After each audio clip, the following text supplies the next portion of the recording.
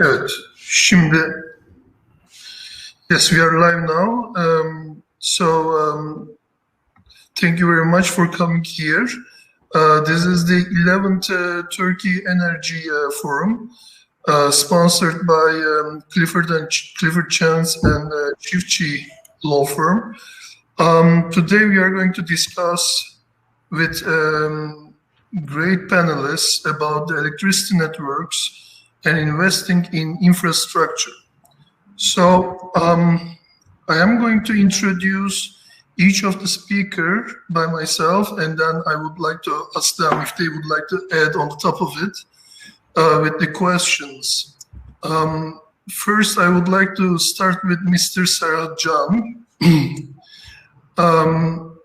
He is the project consultant of the Turkey Smart Grid 2023 vision and the strategy project, which is the first outcome is presented on 2018 by Energy Market Regulatory Authority and Electricity Distributors Association. Mr. Serhat has extensive experience in consulting electricity distribution companies. He is currently chairman of board in MRC Turkey. Mr. Serhat, perhaps it's the best to start from you to summarize the outcomes of the Turkey Smart Grid Vision and Strategy 2023. Could you explain what is the current situation of the project and what are the main opportunities and threats of the project in terms of financing for the Turkish DSOs? Thank you, Can Bey. Good afternoon, good morning, or good evening, wherever you are now listening us. Yes, we have completed the project beginning of 2018, and we started end of 2016. So it took more than a year for us to complete. And during the project, we actually analyzed all the DSOs' maturity in the smart grids. So we compared 21 of them in 10 different areas. And there we realized that there is no homogeneity between the DSOs. Their maturity levels in different topics widely apart from each other. So therefore, our project suggested that the DSOs should actually have necessary budgets to compensate their existing low levels to catch the overall average maturity levels. However, in the third implementation period, which was between 2016 and 2020, EMRA provided only 5% of the network investments as budget for IT/OT investments, which smart grid investments were going to happen from that 5%. So it wasn't really high. And also, from the technical aspects, DSOs did not really give enough attention or priority for smart grids. When we consider smart grids, obviously there should be certain phases, like you have to start with R&D, then pilot projects, then rollout projects. And unfortunately, DSOs still do not really put into rollout plans. Only a couple of them now had a smart grid roadmap for themselves. Our study was for the nation, and our objective was to present a future until 2035. And we try to emphasize that there is a paradigm change and there will be lots of outside events or parameters. Therefore, DSOs should adapt themselves to face this challenge. Therefore, currently, what we are facing is, first of all, still the budget is only 5%. So there is a budget limitation. Therefore, DSOs should be smarter to use a limited budget to get the maximum benefit out of the smart grid developments. Just as an example, DSOs are relying on GSMs to exchange data between assets and themselves, especially smart meters or remote meters. However, there should be other telecommunication media should be used, like in the older Western world. But DSOs are not really exploring other alternatives enough.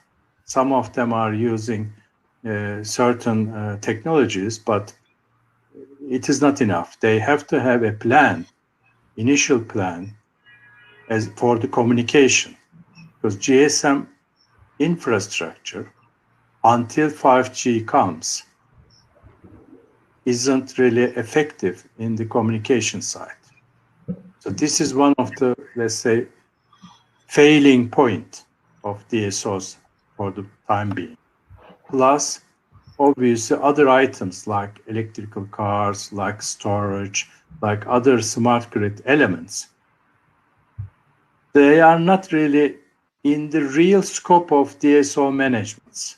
I know technically many managers in DSOs, technical managers, are trying to do some things, but still this is not in the priority list of the managements.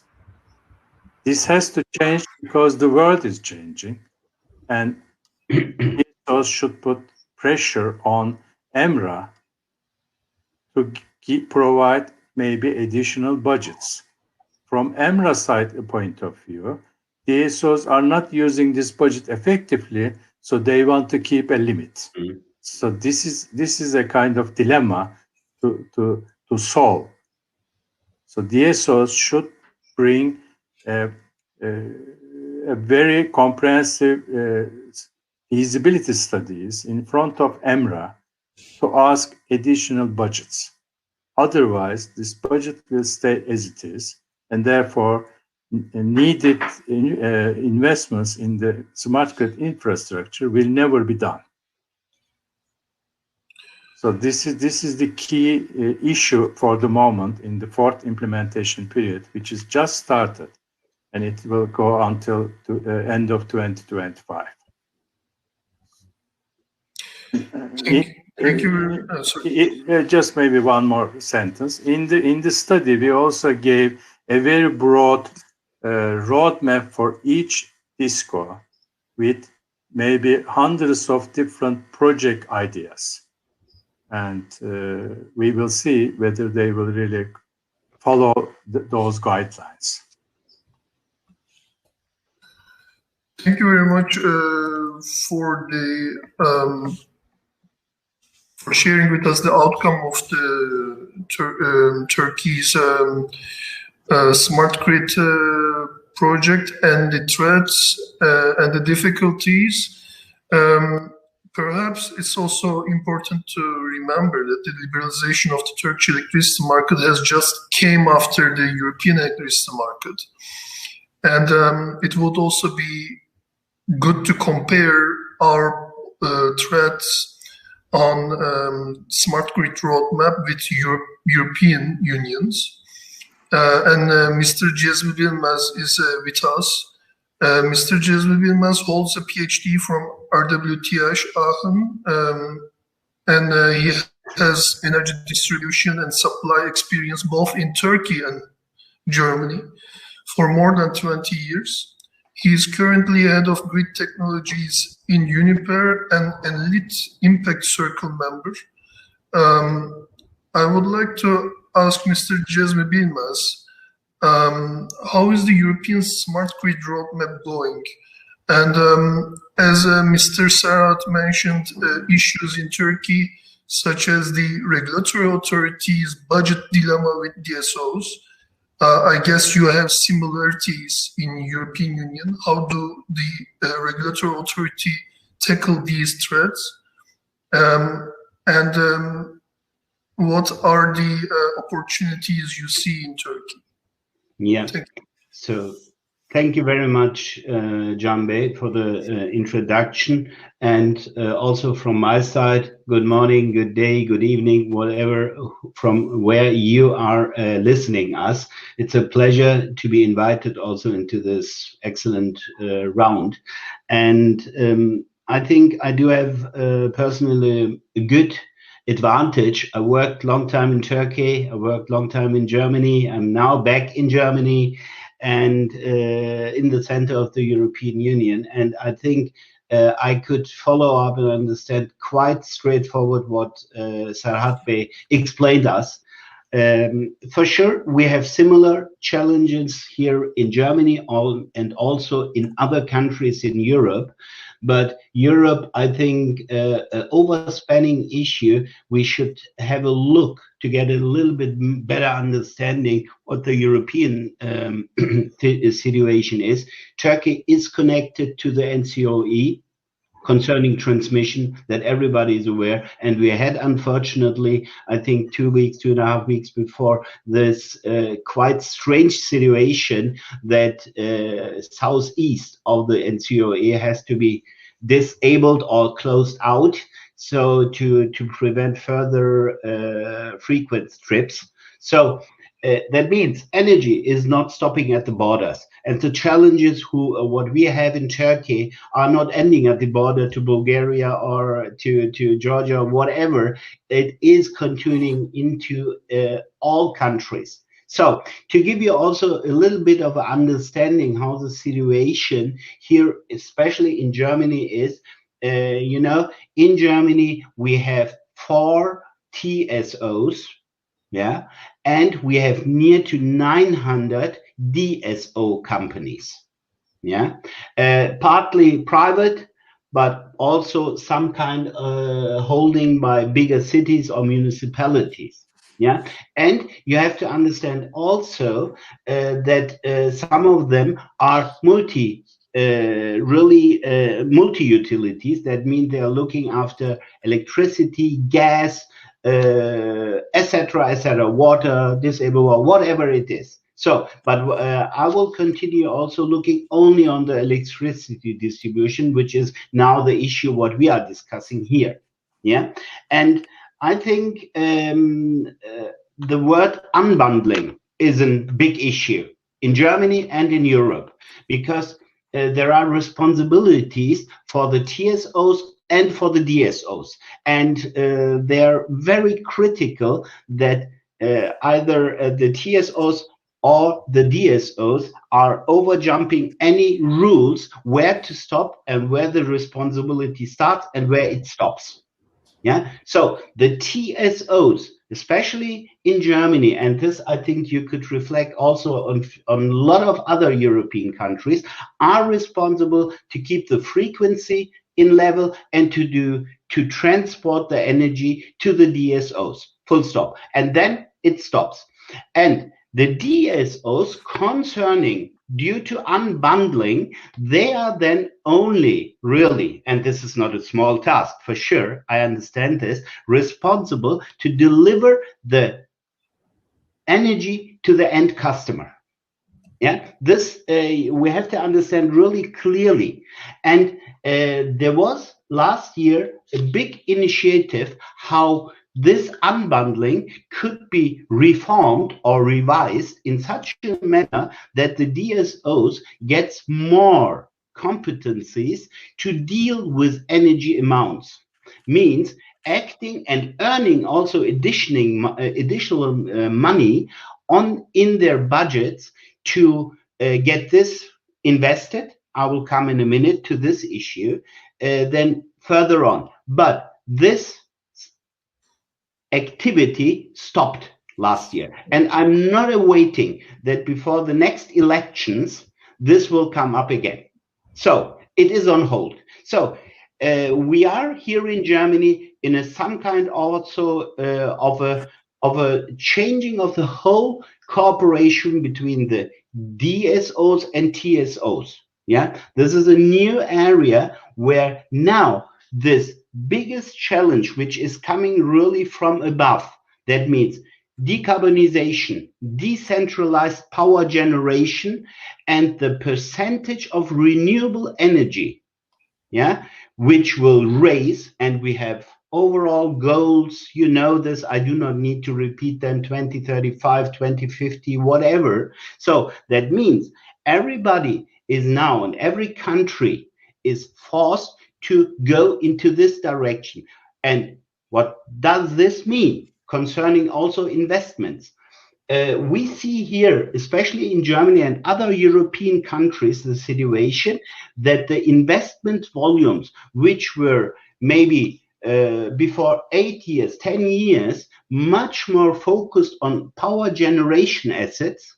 Yeah, by the way, Uniper is producing with near to 35 megawatt installed capacity, also energy. So we know exactly where the travel is going to. Now, the bigger power plants will stop down and smaller units will come into the place. That means also the investment volumes, which maybe were 8 years, 10 years before, in a range of 60% of the total investment in the energy sector, was divided maybe 60%, 65% into power generation and the rest into transmission and distribution. And this is going to change totally especially in the next 5-10 years, towards that it will really replace the other one. That means we are awaiting here in Germany and other European countries that the investments into transmission and distribution grids will take the first place, getting much smarter, highly digitalized and controllable, and instruments like artificial intelligence to foresee any upcoming problems either in the TSO network or in the DSO network will prevent, and to prevent then upcoming unexpected situations, to act earlier, to secure the delivery of energy to the clients. Yeah. Mr. Cezmi, it's very interesting that we see the increase in the distributed energy resources, which is changing the role of DSO and adding new duties such of TSOs. And this would also be meaning that in the future DSOs can earn additional money for those investments, adding these TSO responsibilities. Now, I would like to turn the table to Mr. Alper. We have learned about the developments and investments on the physical side of the grid. Mr. Serhat explained very well the threats in Turkey and how they can be tackled. And we also heard the developments in the European market. Now we would like to learn more about the digital side of the grid. We can collect the data from the metering points and manage the operations remotely on the grid. What kind of operations need to be managed remotely by the DSO in Turkey at the moment? How would that affect the grid constraints? So Mr. Alper Terciyanlı holds PhD from ODTÜ. He has started his career as a chief researcher at the Scientific and Technological Research Council Turkey. Later he founded Endox and Innovitas, developing power management systems and software for distribution companies. And he extended business in Australia and India. Please give us digital innovation investment examples from Turkey, Mr. Terciyanlı, and which innovations will be a hot topic in the near future. Yeah, thank you so much, Can. First of all, good afternoon, everyone, and it was a pleasure also for me to be here with you today. Actually, as Serhat Bey mentioned, actually the budget for the Turkish DSOs for these investments on the smart grid applications actually is limited to only 5% of the total investment budget. Even though this is the budget for the last 5 years, maybe we can say that the distribution companies in Turkey have done well. Actually, it's not bad. They have invested on some basic infrastructure. First of all, monitoring the power grid, and also control it a little bit, actually, within this budget limit. And also the regulations actually pushing the utilities in Turkey may help us, or may help the utilities to invest on some parts in this manner, especially for the last couple of years. Outage management systems, which is very important for the utilities in Turkey, they have invested a lot as an effect of the regulations output, actually. But as I said, actually, it was good, and for the next 5 years period, actually, which is started this year, the utilities still have the limited budget, but the main change, I guess, for the last 5 years, that the investment, this money, where it should go, and I think this is understood very well. And then what we see that now utilities are mostly trying to invest on for increasing the efficiency in actually operating the grid, operating this network, operating their staff. And this efficiency perspective actually let them invest on more on the digital tools, which can monitor better and which can control or manage better. So what we'll see in the maybe next 5 years, yes, the still conventional SCADA and the monitoring systems will be done as it's before. Because the Turkey is a big country, and now actually Serhat Bey knows better than me, as now actually the observability of the grid, distribution grid, is not at the level we can say that it is okay for us. So we still need investment on that part.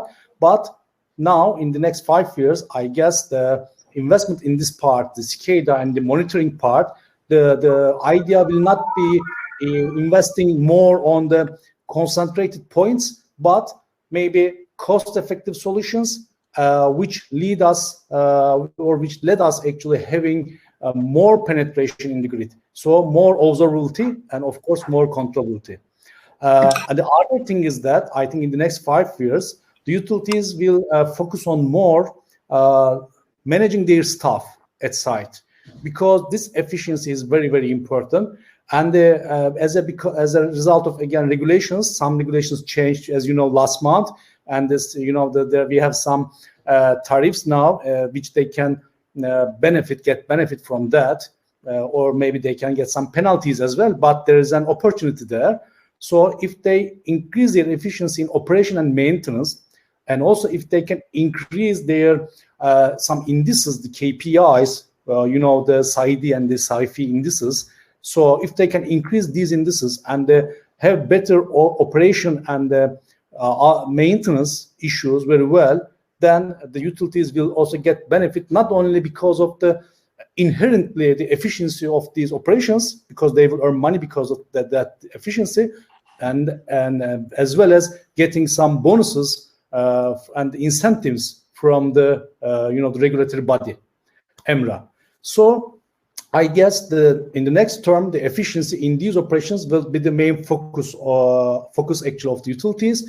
And on the other hand, it is very good that, and I agree with Serhat Bey, there is a gap here, but I hope this gap will be smaller and smaller in the next couple of years, the alignment of the technical people and the management. So the technical people in the utilities know and have better understanding of what is coming up, and in the future, in the near future, what problems we will face with.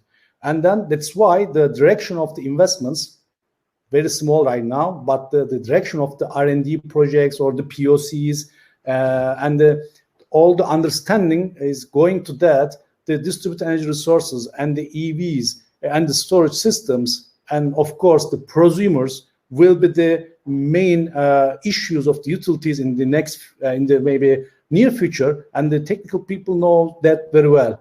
And I hope the gap between the managements and the technical people also will be lower in the next years, and so that investments may be focusing on more and more on this part. And I would like to one more sentence. Actually, the main thing is here, the managements of these utilities actually maybe should understand that in order to make an investment, you don't need always a budget, because at the end of this investment, you will get benefit from the efficiency itself. So I hope maybe these progress or the development in this technology area, actually, EV chargers, storage, and the distributed generations, the managements also will understand, and they need to do this, or they have to do this in order to get benefit of these new tools or technologies. Thank you very much, Mr. Alper. So you have talked about the EV chargers that are coming up, the prosumer installed capacity is actually increasing in Turkey at the distributed energy resources. And actually, that would be great to ask Mr. Erdem Sezer, who works in one of the prominent energy supplier company, Enerji. Mr. Erdem Sezer holds a master degree from Dundee University and worked in energy investment consulting in his early career. Now he is currently working in AXA and develops new energy as a service projects. I would like to ask Mr. Erdem Sezer, we are actually experiencing a huge competition in the market between prominent energy suppliers in developing rooftop solar projects and EV charging. And we know that the energy storage is also the key to energy as a service. What is the importance of DSO's role in enabling energy as a service? And in midterm and long term, what are the key infrastructure investments needed from DSOs? And you can also explain your own projects. Dear John, thank you very much for the introduction. I'm very pleased to be the part of this event and happy to be speaking about very hot topic for Turkey, which is distributed energy resources and the investment scale in utility side. Well, let me give some brief information about Turkey's development in the distributed energy side. You know that Turkey is undergoing a rapid transition. The principal among these contributors is the adoption of the distributed energy resources. This is a real fact. So today, the unlicensed capacity in Turkey, as we all know, that it's around 6,800 megawatt, where the solar PV only is the 92% of this.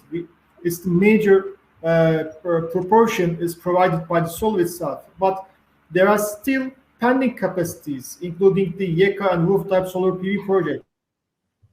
Sector is expecting around 45 gigawatt capacity by 2023. Only from rooftop solar. This is a huge amount of capacity, and I'm happy to say that this achievement is a mutual product of the government, private sector, and the financial institutions. So on the other side, that according to Turkey's Electricity and Hybrid Cars Association, there are around 1,500 electric cars sold in 2020, including the gray market sales. So it was around 250 in 2019. I mean, so we are more than double the sales in the electricity car. So this is an enormous expansion for the development of the energy market in Turkey, because in addition to that, there are more than 2,000 charging stations actively operating in Turkey, which is spread all around the distribution companies in Turkey. So in the light of these developments, as AXA, as a major energy player in Turkey, we are strategically investing both rooftop solar PV plants and charging stations. You may all follow from news that we completed our first project in Fenerbahçe facilities in Topuk Yaylası with a 5-year agreement. As being Turkey's one of the biggest energy company, we are proud to build such a partnership with Fenerbahçe Sport Club. Not only provide a commercial deal, but also contribute to the sustainable energy environment of Turkey. So I'm happy to announce that there are more projects will be commissioned soon by our company. On the other hand, we are also interested in the charging stations. We monitored the market for a long time and anticipated the customer demand to reach a certain maturity. I think the potential in Turkey is growing more than the expected level. So as being a major energy company, we will be one of the key players in the installation of charging stations soon, and one project will be commissioned and announced in a short period of time. We are also enthusiastic for understanding the future of energy along with the customer demand. We are also following trends in smart home applications and already selling products for improving the energy efficiency in our retail regions. Coming to your questions and in relevance with the distribution companies, we are seeing that distributed energy sources dramatically expand across the country. And as being an industry expert, we are wrestling with how to effectively and equitably incorporate them into the greater bulk electricity system. So the question is that the distributed energy resources are complement or frustrate the grid transition. To me, the main consideration of the grid should be providing and managing the availability and the flexibility in the system. So if there is no availability provided for the small-scale investments like rooftop solar and charging stations cannot be operated cost-efficiently, which will be, in the end, to the detriment of the investments in this field. So, to my knowledge, John, the grid operators should well establish and operate the monitoring systems, such as SCADA systems, which Alper.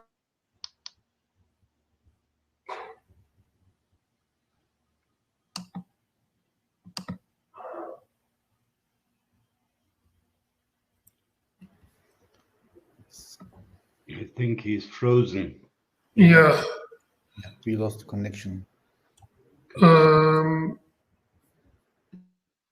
Until he comes back, actually, it's he stopped in an important part, yes. And I can follow it up quickly because we have only 10 minutes. Mr. Serhat is also there, right? Yes. Yes. I can see him. Okay. So this is very interesting that Erdem was talking about using DSO infrastructure to implement their projects. And I would like to ask first to Mr. Cezmi Bilmez if you would like to make a Erdem is back. Erdem is back. Not yet. Not okay. Not yet. So this data-driven economy, how do EU countries solve this problem? Because one of the issues in Turkey is the data sharing regulations. And would that also be, if these energy as a service providers increase, would that also be an extra income for the distribution companies in the future supplying the data for service providers? So thank you very much, John. I think this is again a very, very interesting question. Yeah, private data sharing. This is, I think I know at least 2 years before the situation in Turkey. There will be for sure Ceylan and the other colleagues will or could tell more about. But please take into consideration that the regulations for sharing private data in Germany is double. This is even harder. even harder because the protection of the German culture and the behavior of German people are very, very strict by sharing any data. And they're not so open as Turkish people handling also with such issues. That means digitalization. When I had my first track in this round, I've mentioned this digitalization, and this is including also data sharing and willingness. That's a culture. That's a cultural challenge also. Where am I ready to share this information? And then in the second step, could I participate to get a benefit out of it back to me? So this is a circle. This is a circle where we all need to break in as countries, yeah, and as regions. And I think this awareness is coming up. And this is, I'm very sure that this will guarantee also to DSOs additional budgets and money. But I think the biggest challenge is here, as I mentioned, besides technical systems, which Alper maybe comment much better than I do, or that I could do. I think the biggest challenge, I will go on to the characteristics of people in the countries and the willingness to do so. This is the biggest issue. I think the networks, to build the networks, how to interact with data, etc., this is everything is solvable. This isn't only a technical issue, but also the willingness to say, I'm going to move my contract, my electricity bill every month. I'm tackling and move from A company to B company, or do a mix of this one, which is from my perspective. And I'm also willing to pay for green energy 10% more by pushing and supporting the environment, whatever. All the solutions are really, there is a pre-request that I'm willing to handle in this environment. And if I look at me, you could spread it over the country and the regulations has to follow. Again, what I could repeat at this point, technically I see not a problem to develop our countries into this direction. This is not the issue. I think the readiness of the people who are living in this area, in this country, this is also a huge challenge, which in some countries are harder. But I strongly believe, by knowing the Turkish culture, Turkey will get a very fast track on these issues, much faster than Germany. This I could tell you also into this round, and I'm strongly believe that Turkey will manage. We have this similar feeling, but I would like to ask the same question to Mr. Serhat Can, because he is also aware of the challenges to share metering data with third parties in Turkey and the difficulties. Would that be possible to use this data infrastructure to be shared with the third parties to enable energy as a service? Energy as a service. Before answering that question, let me give you one information, which is 21 DSOs will invest with today's currency $350 million in the next 5 years. So we have been talking about budget, and maybe some people wants to know the budget. So it is $350 million in the next 5 years. This is for IT, OT investments. This is one thing. Second point I would like to stress is we also have a dilemma about public awareness about this new energy transition.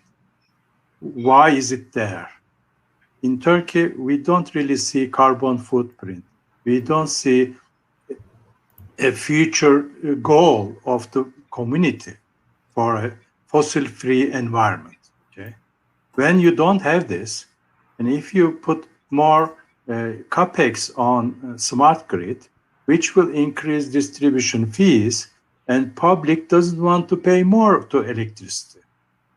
So this is a dilemma, and this can only be overcome by increasing awareness of the public awareness of media, awareness of unions or NGOs, so that people should support this.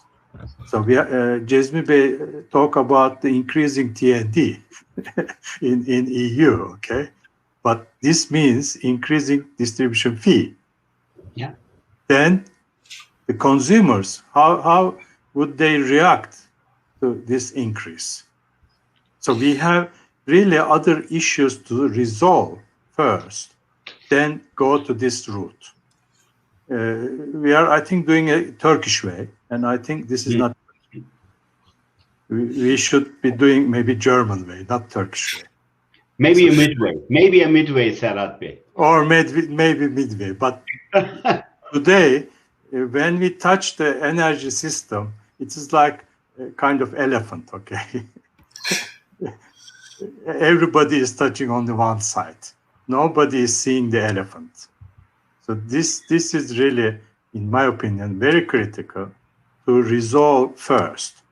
So we can't really accuse EMRA. We can't accuse DSOs. We can't accuse the investors, because nobody is talking about sustainability.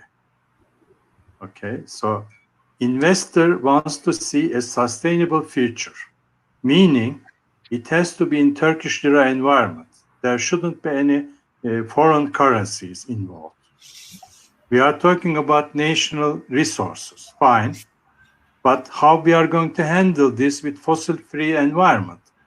So we have a challenge to overcome. So in the future, we have to find solutions on these. Of course, in parallel, we have to talk about technology, we have to talk smart things, fine. But I mean, before coming to sharing the data, we have to really solve basic issues first. Okay? And from the sharing data point of view, if it is the customer is eligible, meaning his consumption data is available from EPH, right? Because he is connected there, and that data is available everybody. So there is no concern about the data sharing if eligibility is there. But for example, coming back to the same point, if as a consumer, I would like to see my hourly consumption, but my consumption is not that high. Why on earth I can actually put a smart meter at my house, in my house, paying it? Why the regulation is preventing this? Why the regulation is insisting on that meters has to purchase procured by the DSO? It is only $100. As a consumer, I can decide this, right? For a, let's say, a green energy point of view, Cezmi Bey pointed out, why to talk about the certification? As a consumer, I should register myself as a green energy consumer, and my consumption should be deducted from YEKTEM. It is simple. Why I should go for a certification? So many things can be resolved from different ways, okay? But as a community, as a country, we have to agree on one thing. Future is black if we don't take actions. And this year, you know, everybody's talking draft. Everybody is now talking about climate change. But nobody is talking about the solutions. Carbon-free environment has to be in the market, in everybody's tongue. Everybody should be talking about this. So this is the real thing. Everything else will follow this. Believe me. We need a goal. Yeah, indeed. For every project and for energy strategies, the leadership is the key that the public and the regulators can discuss for ages. But if they have a direction and a strategy, one goal, like Mr. Serhat mentioned, and it is the decarbonization of the grid, then we know what to do and how to reach there. I also would like to ask the same question about the data sharing to Mr. Alper, and would like to hear his experiences in Australia, actually. Very short, because we have now a limited 5 minutes. Yes, Mr. Alper. Thank you. You know, we have been operating. Sorry, Mr. Alper. And also your experience with blockchain and what would add on your services. Okay, I'm trying to tell about maybe in 2 minutes. As you know, we have been operating in Australia for the last 3 years, and we see obviously that the main difference actually there, yes, there is a goal, there is a public goal, government goal to have some sustainable future and sustainable economy as well, not only the future actually in terms of environment, but also the economy. And then that's why the consumers and the prosumers are willing to share data, and the system is already established, and you can exchange data easily in order to implement a business model on that data. So that's the main challenge, I think, in Turkey for companies like us, for example, because we are trying to do same in Turkey. However, we have some problems. First of all, there is no any unified data exchange system in Turkey. For example, in one utility, if you would like to get data from the smart meter, you have to integrate that. On the other utility, you have to integrate completely another system if the utility agrees or accepts to give that data to you. That's the main challenge. Of course, the readiness level of technology is okay, fine right now. I agree with Cezmi Bey and Serhat Bey. Today, the technology led us to implement anything we want. We can do that. For example, for the smart meters, the customers or the consumers can easily get or buy the meters behind their electricity meter in their houses. And so they can start to be a part of this game, this new energy game, because there are many companies like us, for example, we are providing these devices to our customers to put their facilities, and then we can start monitor real time and create some value on that. I think that's the second challenge maybe in our country is that, the willingness is okay.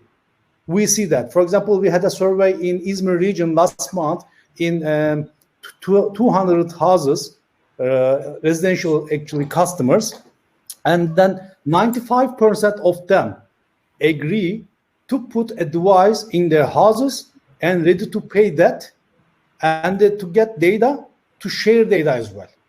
So there is nothing about the willingness or other things in Turkey right now. There are many actual problems. And maybe last thing about the blockchain, maybe just only one sentence, Can.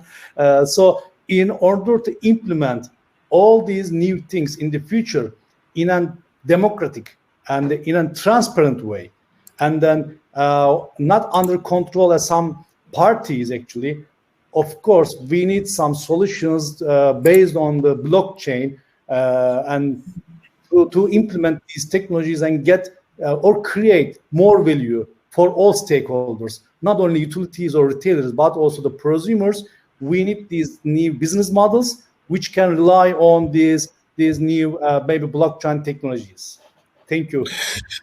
Thank you. And last question to Erdem, and it comes from Mr. Serhat Akgün.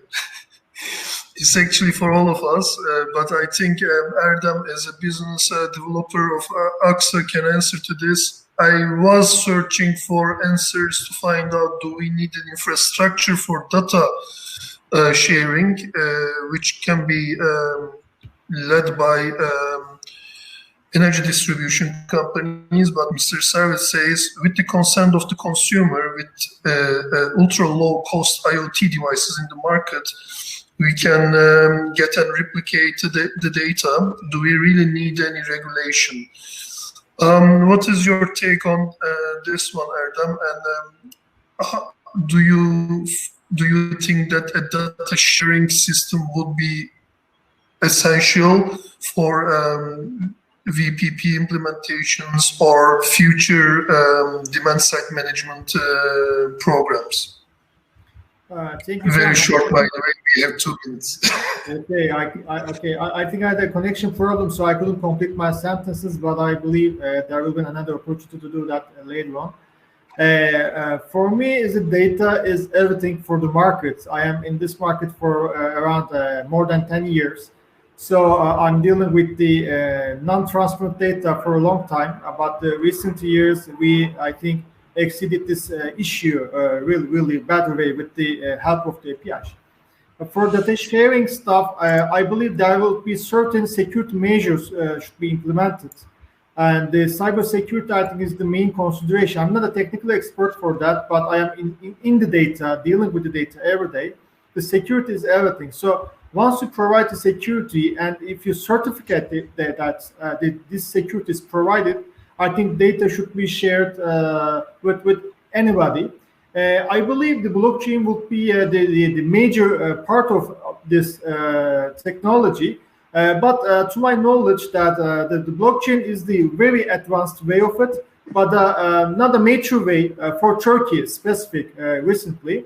I believe once we increase the quality of the data, once we increase the sharing methods, once we improve the security methods and we regulate those security, I think we should not regulate the data sharing. We should regulate how we're going to secure the data, how we're going to we're going to secure the personality of the data. That should be regulated with legislation. After that, I think data sharing can be done because if we do not share the data, if we do not use the data, the fruits that are provided by the technology like AI, like smart analysis trading system that we are using in AXA here are useless.